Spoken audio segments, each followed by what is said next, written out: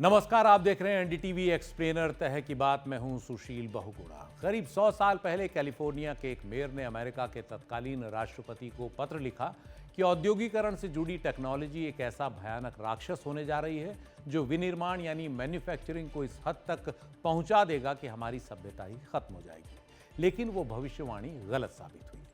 फिर 60 के दशक में जब दुनिया में इंफॉर्मेशन टेक्नोलॉजी यानी आईटी क्रांति अपने पैरों पर खड़ी हो ही रही थी, तो कई वैज्ञानिकों और सामाजिक कार्यकर्ताओं ने अमेरिका के राष्ट्रपति लिंडन जॉनसन को एक खत लिखा। कहा कि साइबर नेशन रेवोल्यूशन गरीबों, अकुशल मजदूरों और बेरोजगारों का एक अलग देश बना देगा, जिन्हें काम नहीं मिल पाएगा और वो अपनी सामान्य जिंदगी नहीं जी पाएंगे।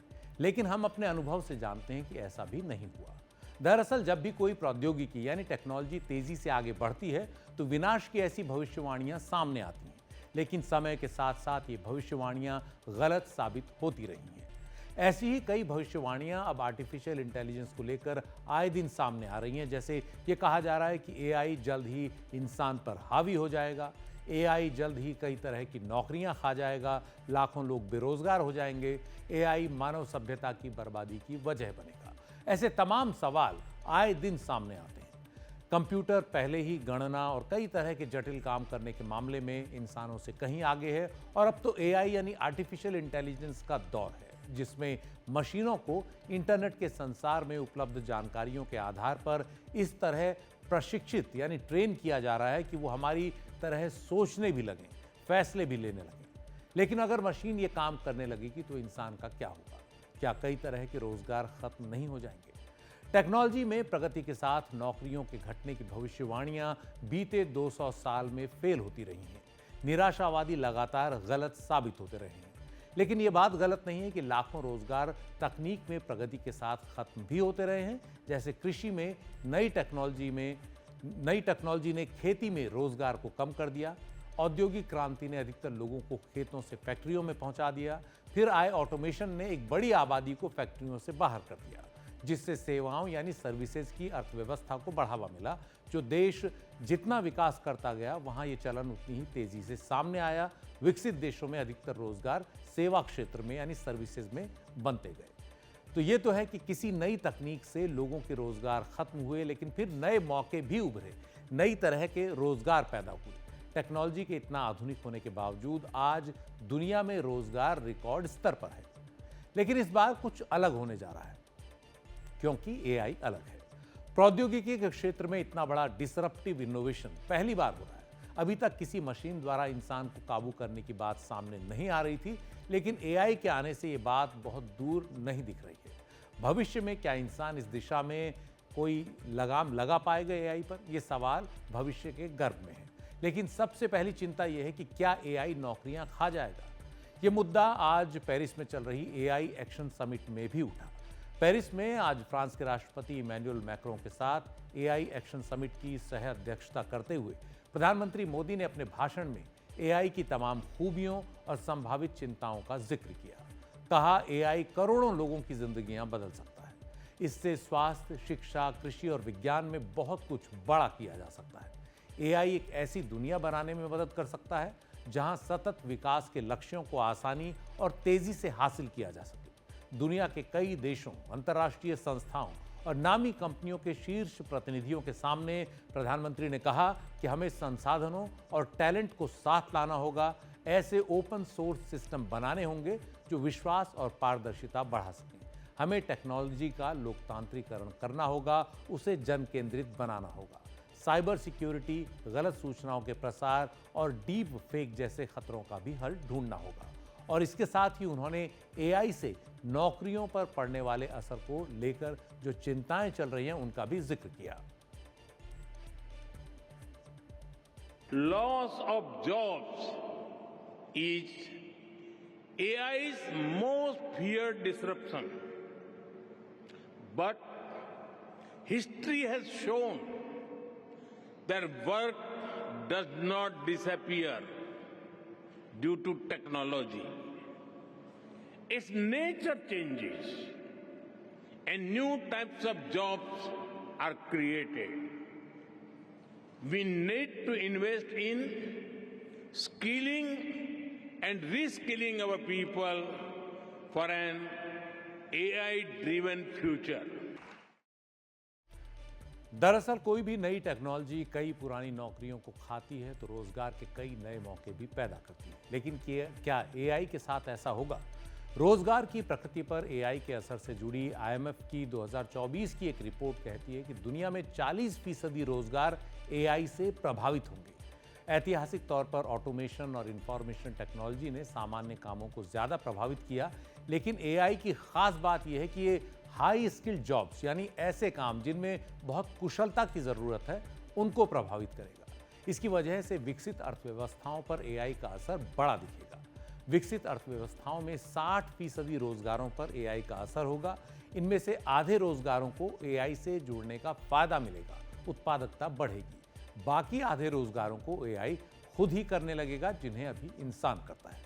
इससे लेबर की मांग कम होगी, जिससे उनकी तनख्वाहें घट सकती हैं, नौकरियां कम हो सकती हैं, कुछ नौकरियां तो चली भी जाएंगी। उभरती अर्थव्यवस्थाओं की बात करें तो उसमें 40% नौकरियों पर एआई का असर पड़ेगा, ये आईएमएफ की रिपोर्ट कहती है। जबकि पिछड़ी अर्थव्यवस्थाओं में 26% नौकरियों को एआई प्रभावित करेगा। यानी एआई का जो असर विकसित अर्थव्यवस्थाओं पर पड़ेगा उतना असर उभरती या पिछड़ी अर्थव्यवस्थाओं पर नहीं दिखेगा। आईएमएफ की इस रिपोर्ट के मुताबिक एआई देशों में आय और संपन्नता में असमानता को, इनइक्वालिटी को बढ़ा भी सकता है। जो लोग एआई का फायदा उठाना जान जाएंगे उनकी उत्पादकता और आय में बढ़ोतरी होगी, और जो नहीं कर पाएंगे वो पीछे रह जाएंगे। रिसर्च के मुताबिक एआई के इस्तेमाल से कामगार अपनी उत्पादकता तेजी से बढ़ा सकते हैं। यही वजह है कि प्रधानमंत्री मोदी ने अपने भाषण में स्किलिंग और री स्किलिंग पर जोर दिया है, यानी हुनर तराशने और नए हुनर सीखने पर। साफ है, आने वाले दौर को सबसे ज्यादा कोई एक चीज प्रभावित करने जा रही है तो वो है एआई। इसके साथ ही ये चिंता भी बढ़ रही है कि एआई को नियंत्रण में कैसे रखा जाए कि वो इंसानों पर भारी न पड़े। AI is already reshaping our polity, our economy, our security, and even our society. AI is writing the code for humanity. AI is writing the code for humanity in this century. But it is very different from other technology milestones in human history. दरअसल AI के उभार के दौर में यही सबसे बड़ी जरूरत है, सामूहिक जिम्मेदारी। हमेशा से एक बहस ये भी होती रही है कि विज्ञान वरदान है या अभिशाप। इंसान के फायदे के लिए तैयार होने वाली हर नई टेक्नोलॉजी के उभार के साथ ये चिंता बढ़ती है। जब न्यूक्लियर एनर्जी यानी परमाणु ऊर्जा के क्षेत्र में रिसर्च आगे बढ़ रही थी तो चिंता जताई गई कि कहीं ये इंसान के लिए घातक तो नहीं होगी। दुनिया ने देखा कि जिस टेक्नोलॉजी को इंसान की बेहतरी के लिए बनाया गया उसने सबसे पहले हिरोशिमा और नागासाकी पर बमबारी से यह बता दिया कि इसमें मानवता के संहार की भी पूरी क्षमता है। एआई को लेकर भी ऐसी ही नकारात्मक और सकारात्मक दोनों तरह की बातें हो रही हैं। गूगल के डायरेक्टर ऑफ इंजीनियरिंग रे कर्ट्जवाइल टेक्नोलॉजी की दुनिया के जाने माने फ्यूचरिस्ट हैं। टेक्नोलॉजी में आने वाले दिन कैसे होने वाले हैं, क्या बदलने जा रहा है, इस पर उनके पूर्वानुमान पहले भी बहुत सटीक रहे हैं। इंटरनेट के उभार से लेकर स्मार्टफोन्स के आने तक कर्ट्जवाइल की भविष्यवाणियां सटीक रही हैं।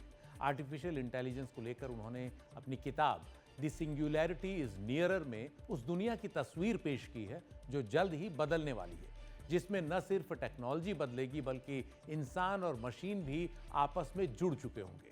कर्ट्जवाइल मानते हैं कि जल्द ही वो बिंदु यानी वो समय आने वाला है जहां एआई ह्यूमन इंटेलिजेंस यानी मानवीय बुद्धिमत्ता से आगे निकल जाएगा और जो कुछ भी हम देख और जान रहे हैं वो सब बदल जाएगा। उनका मानना है कि 2045 तक ऐसा हो सकता है, लेकिन बड़े बदलाव उससे बहुत पहले ही दिखने शुरू हो जाएंगे, जैसे कि शुरू हो भी चुके हैं। इस बदलाव की एक बड़ी वजह होगी एआई और जीव विज्ञान का आपस में जुड़ाव। नैनो टेक्नोलॉजी की करामात से ऐसे वर्चुअल न्यूरल लेयर्स बनाई जाएंगी जो हमारे दिमाग को क्लाउड से जोड़ देंगी। क्लाउड यानी कंप्यूटरों के सर्वरों की दुनिया। इससे हमारी सोच समझ की क्षमताएं काफ़ी बढ़ जाएंगी। वो कहते हैं कि लोगों में नए तरीके से सोचने की क्षमता जो है वो विकसित हो जाएगी, जो क्रिएटिविटी और इनोवेशन में अभूतपूर्व होगा। रे कुर्ज़वेल का दावा है कि 2030 तक इंसान एआई का ऐसा विकास, ऐसा रूप देख लेगा जिसे आज हम साइंस फिक्शन मानते हैं, जैसे डिजिटल इमॉर्टैलिटी यानी डिजिटल अमरता। वो मानते हैं कि एआई लोगों के गुजर चुके यानी मर चुके अपनों को नए सिरे से तैयार कर सकता है, पहले तो डिजिटल सिमुलेशन से और बाद में उनका फिजिकल रिकंस्ट्रक्शन तक हो सकता है। सोचिए, मेडिकल नैनोबॉट्स यानी बहुत ही छोटे रोबो स्वास्थ्य की दुनिया में क्रांति ला सकते हैं। वो इतने छोटे होंगे कि हमारी कोशिका के स्तर पर जाकर बीमारियों का हल कर पाएंगे और अमरता की ओर इंसान की यात्रा तेजी से बढ़ जाएगी। तीसरा फायदा होगा संसाधनों की प्रचुरता में यानी एबंडेंस ऑफ रिसोर्सेज। जैसे सौर ऊर्जा में आधुनिक तकनीक से ऊर्जा की लागत काफ़ी कम हो जाएगी। ऑटोमेटेड माइनिंग भी एक उन्होंने रास्ता बताया, एक तरीका बताया, यानी स्वतः खनन, जिससे खनिजों की लागत कम हो जाएगी, जो हर स्तर पर कीमतों को कम करेगा। चौथा है दिमाग की क्षमता बढ़ेगी यानी इन्हांस्ड माइंड्स। नैनो टेक्नोलॉजी के जरिए दिमाग की याददाश्त, सीखने की क्षमता और मनोरंजन के अनुभवों को बढ़ाया जा सकेगा और ये सफर यहां से और आगे जाता जाएगा।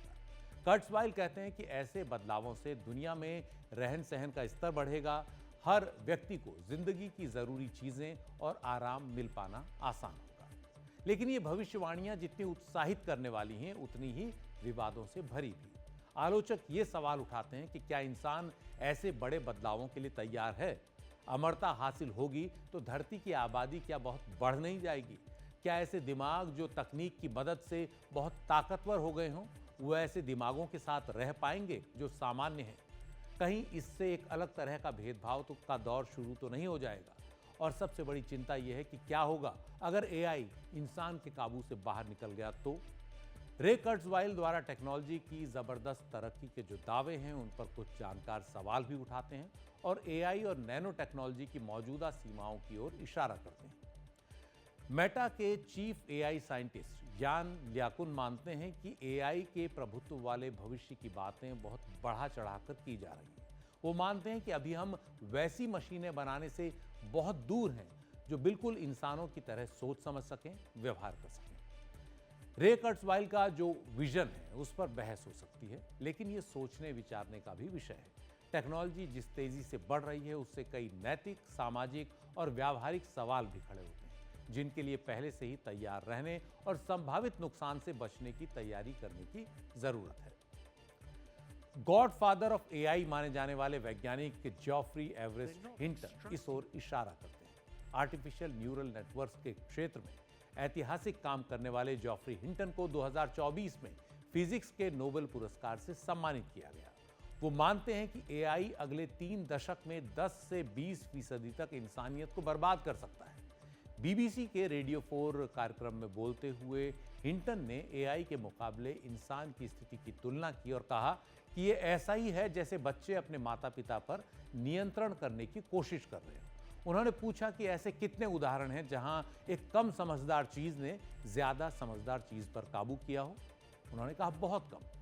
लेकिन इंसान का विकास इस तरह हुआ कि बच्चा अपनी मां को प्रभावित कर सकता है, लेकिन बस यही एक उदाहरण है, जबकि मानवता का भविष्य इसके उलट दिख रहा है, जहां एआई मानवीय बुद्धिमत्ता, ह्यूमन इंटेलिजेंस को पार करने जा रहा है। हिंटन के मुताबिक ये बहुत ही परेशान करने वाला है। मानवता के सामने कभी ऐसी चुनौती नहीं आई जहां उसे अपने से ज्यादा समझदार चीज को काबू करना पड़ा हो।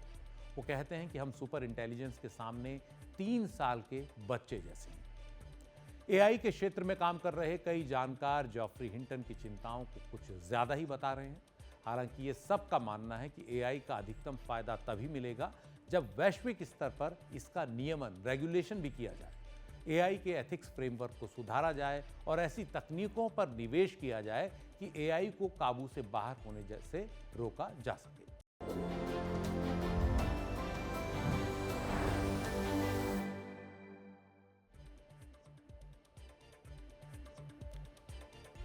आर्टिफिशियल इंटेलिजेंस एक ऐसी हरफन मौला टेक्नोलॉजी होने जा रही है जो इंसान की कई मौजूदा समस्याओं का हल ढूंढ सकती है। इलाज के क्षेत्र में तो एआई द्वारा क्रांति किए जाने की उम्मीद जताई जा रही है, खासतौर पर ऐसी बीमारियों के इलाज में जिनमें कामयाबी इंसान के हाथ आते आते निकल जाती है। ऐसी एक बीमारी है कैंसर, ऐसी चोर बीमारी जिसका अक्सर जब तक पता चलता है तब तक काफी देर हो चुकी होती है। एआई के जरिए एक साथ असंख्य सूचनाओं या आंकड़ों का विश्लेषण किया जा सकता है। इनके इस्तेमाल से कैंसर की बीमारी से पहले ही बचाव संभव हो सकता है, उसकी समय पर जांच संभव हो सकती है और भविष्य में पूरी तरह इलाज भी संभव हो सकता है, जानकार ऐसा मानते हैं। एआई अपने भीतर फीड किए गए लाखों मरीजों के आंकड़ों के विश्लेषण के आधार पर यह बता सकता है कि किस तरह के मरीजों को किसी खास कैंसर के होने की आशंका सबसे ज्यादा हो सकती है। अमेरिका के न्यूयॉर्क में कैंसर रिसर्च इंस्टीट्यूट के मुताबिक 2023 में ऐसी एक रिसर्च हुई जिससे ये पता लगाया गया कि एआई पैनक्रियाज के कैंसर का पूर्वानुमान लगाने में कितनी मदद कर सकता है। रिसर्च से पता लगा कि एआई मॉडल ने काफी सटीक तरीके से पैनक्रियाज के कैंसर का पूर्वानुमान लगा लिया, उतना ही सटीक जितना कि जेनेटिक सीक्वेंसिंग के टेस्ट से लगाया जा सकता है, लेकिन यह सुविधा हर किसी को हासिल नहीं हो सकती। अगर ये पहले ही पता लग जाए कि किसी को कैंसर हो सकता है तो कैंसर से निपटने का यह सबसे कारगर तरीका हो सकता है। इसके अलावा कैंसर की जांच में भी एआई की भूमिका बहुत अहम होने जा रही है। एआई डॉक्टरों का स्थान तो शायद इतनी जल्दी न ले पाए, लेकिन कैंसर की जांच करने में उनकी बड़ी मदद जरूर कर सकता है। एआई अपने भीतर असंख्य आंकड़ों के विश्लेषण के आधार पर यह बताने भी लगा है कि किसी एक अंग विशेष में कैंसर है या नहीं, और इसके लिए बहुत इन्वेसिव टेस्ट यानी ऐसे टेस्ट जिनसे शरीर को तकलीफ होती हो करने की जरूरत नहीं होगी भविष्य में। कैंसर के इलाज में भी एआई का रोल बहुत बड़ा होने जा रहा है। पहले ही कई संस्थानों में कैंसर के इलाज में इसका इस्तेमाल शुरू हो चुका है। 2023 के एक अध्ययन से पता लगा कि किस मरीज को कितनी मात्रा में दवा दी जाए और उसके इलाज की योजना कैसे बने, इसमें एआई बड़ी भूमिका निभा रहा है। इसके इस्तेमाल से कैंसर के इलाज में रेडिएशन की मात्रा को इतना रखा जा सकेगा कि मरीज को कम से कम नुकसान हो। सर्जरी में एआई से बड़ी मदद मिल सकेगी। कैंसर से जुड़ी दवाओं की रिसर्च में एआई एक बड़ी भूमिका निभाएगा। उम्मीद की जानी चाहिए कि एआई इंसान को सबसे पहले सबसे बड़ा तोहफा जो दे वो हर तरह की कैंसर से निपटने वाली दवा के रूप में हो। एनडीटीवी एक्सप्लेनर में आज इतना ही। नमस्कार।